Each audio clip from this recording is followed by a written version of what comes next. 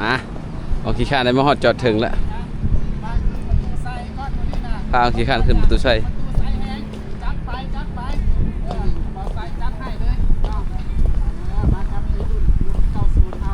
เฮ้ยเดี๋ยวนี้เลยทุกคนงามอยู่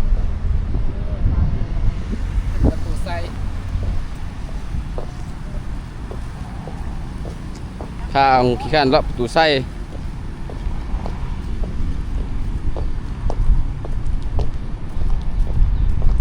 ได้เห็นแล้วเดินอะไรคักบ่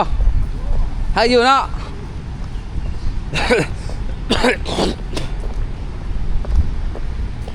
ได้มาฮอดจอดถึงแล้ว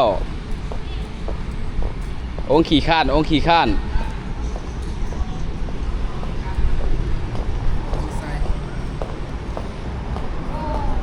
โอ้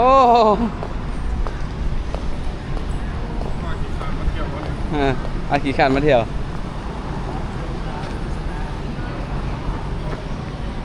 ไปขึ้นเลยป่ะเอ็ดคน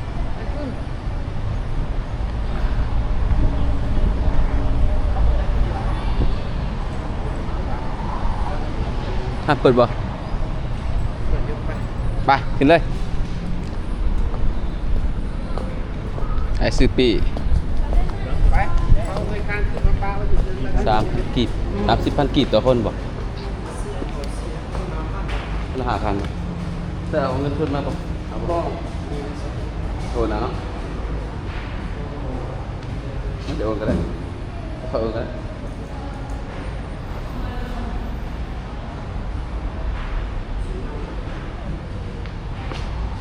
ขึ้นก่อนแล้วขี่ข้านไปย่างขึ้นค่ะเดี๋ยวพาขึ้นไปเลยลงไม่เห็นต้องไม่เห็นนะตัวซ้ำลงนี้เองยุ่ง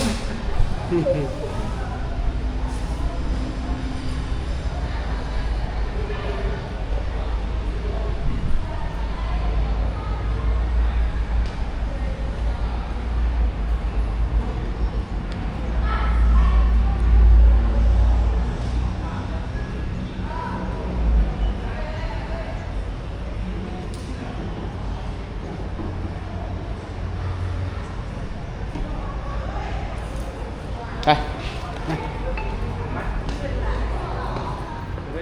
ไปขันหลังเนาะขันหลังเนาะดูนะอะไรส่วนพายุเด้อขี่ข้านเลยไปเห็นได้เห็นเราอยู่เฟซจะบอกเราตึงแห้งเชิญเรามาเลาะก่อนขี่ข้านเนี่ย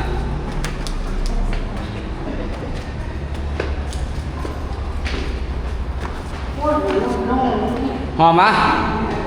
หอมเงี้ยวหรือหอมน้ำหอม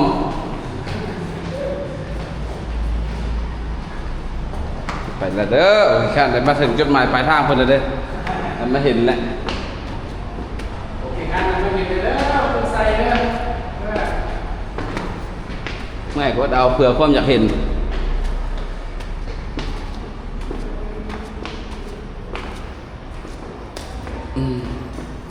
ข่อยก็หากันขึ้น3เพื่อนี่ได้ข่อยก็ได้บ่ได้ขึ้นกระโดดเลยเด้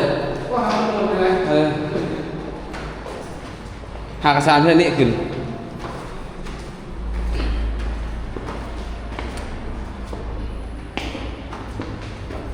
โอ้ไม่เถอะคือข้ามผ้าอยากเห็นพูดว่าไปแท้ไม่เลยไปโอ้คนผู้สาวแม่ไปรถภาษาฝรั่งไหมนี่ไปจีบไหมถามมักใครบอกถามไหม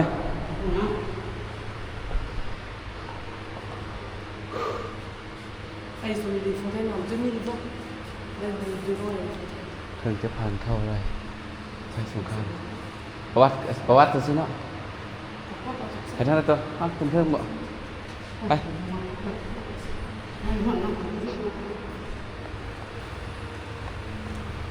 ปี1957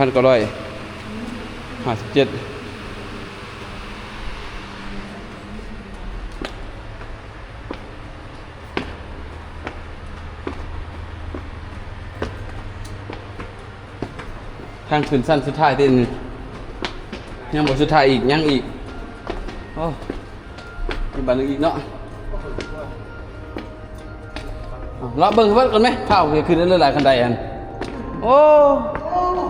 มาแล้วจิ้วแน่สิแต่คันใดก็เบิ่งก่อนแล้ววะ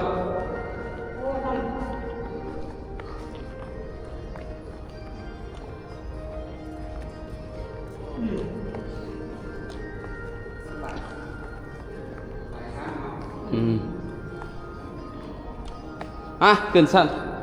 ขั้นสุดท้ายนี่ขึ้นก่อนส่วนเผาละแวส่วนเผาละแวนี่แขวงอัตตปือได้ส่วนหลายนี่ส่วนเผาละแว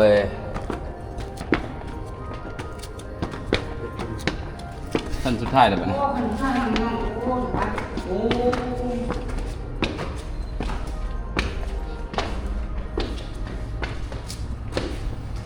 ดีใจแห้งเนาะ จะแห้งแน่ โอ้อะไรอยู่แล้ว ไปเอาไปงั้นกินอยู่นี่ยังไปเบิ่งนอกพุ่น แล้วพิธีการมาเห็นแล้ว ขึ้นให้มันสุดเลยบ่ไปขึ้นให้มันสุดเลย ฮะมันมาคิดเลย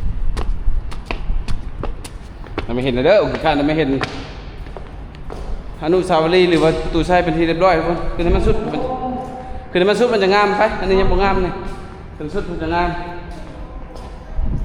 ขึ้นไป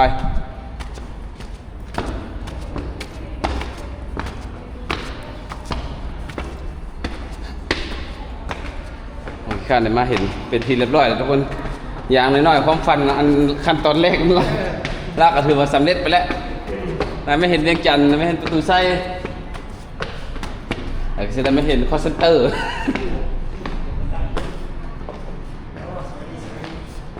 ไปดิไปดิไปดิ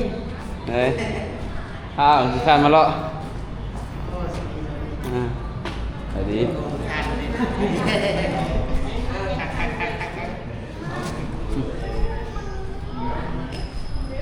นะมาหอดครับสุดท้ายแล้วพาองค์กี่คันมาหอดจุดหมายปลายทางแล้วทุกคนเลยมาหอดประตูไส้เดี๋ยวสิพาเราไปเบิ่งคอร์เซนเตอร์ไปเบิ่งวิกเตอร์เซนเตอร์ทุกคน